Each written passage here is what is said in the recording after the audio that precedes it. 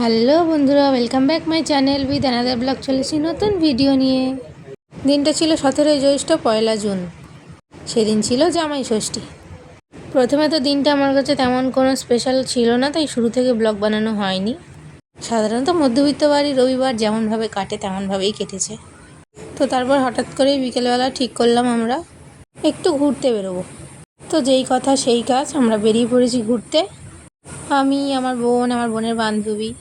তো আমরা যেহেতু সাইকেল নিয়ে বেরিয়েছি, সেই জন্য সাইকেলে একটু দোকান থেকে হাওয়া দিয়ে নেওয়া হলো, হাওয়া কম ছিল। তো সাইকেলে হাওয়া দিয়ে নেওয়ার পর চলে গেলাম আমরা আমাদের জায়গায়, যেখানে ঘুরতে এসেছিলাম, নদীর ধারে। আমার বাড়ির আশেপাশে যারা আমার সাবস্ক্রাইবার আছো তারা হয়তো এই জায়গাটা চিনতে পারবে। এই জায়গাটার নাম হলো রায়চক। তো তারপর আমরা ঘোরাঘুরি করতে করতে চলে এসেছিলাম একটু ইট ভাটার দিকে।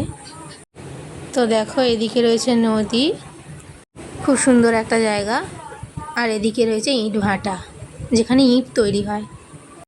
এই যে নদীর ধার, খুব সুন্দর একটা জায়গা, মিষ্টি একটা পরিবেশ, সুন্দর বাতাস, খুবই সুন্দর একটা অনুভূতি।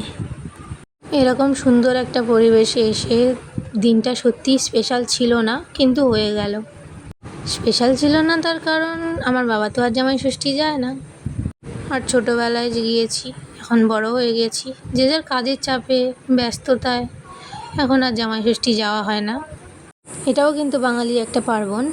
তো তারপর কিছুক্ষণ ওখানে ঘোরাঘুরি করার পর চলে এলাম আমরা আবার নদীর ধারে। এসে কিছুক্ষণ বসেছিলাম। তো কিছুক্ষণ বসে থাকার পর আমরা চলে গিয়েছিলাম নিচের দিকে, একটু ভিডিও বানাবো বলে, ছবি তুলবো। আর হ্যাঁ, আরেকটা কথা তোমাদের বলাই হয়নি, এই জামাই ষষ্ঠীর দিন অরণ্য ষষ্ঠীর পুজোও করা হয়। তবে আমাদের এখানে কোথাও হয় না ওই পুজোটা, তবে পঞ্জিকাতে লেখা রয়েছে।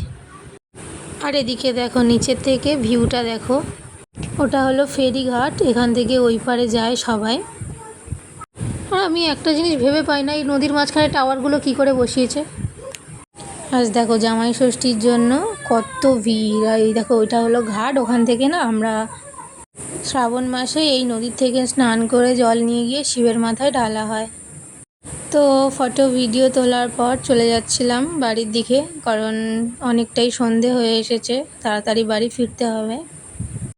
তো তোমাদের মনে হতেই পারে যে আমি কেন শুধু বসে বসে যাচ্ছি, কেন সাইকেল চালাচ্ছি না। আমি কিন্তু সাইকেল চালাতে পারি না, তাই চালাচ্ছি না। তারপর বাড়ি ফিরতে ফিরতে অনেকটাই অন্ধকার হয়ে গিয়েছিল। তো চলো আজকের মতো এই পর্যন্তই, দেখা হবে পরের কোনো ভিডিওতে। কথায় বলে, যা শেষ ভালো তার সব ভালো। টাটা।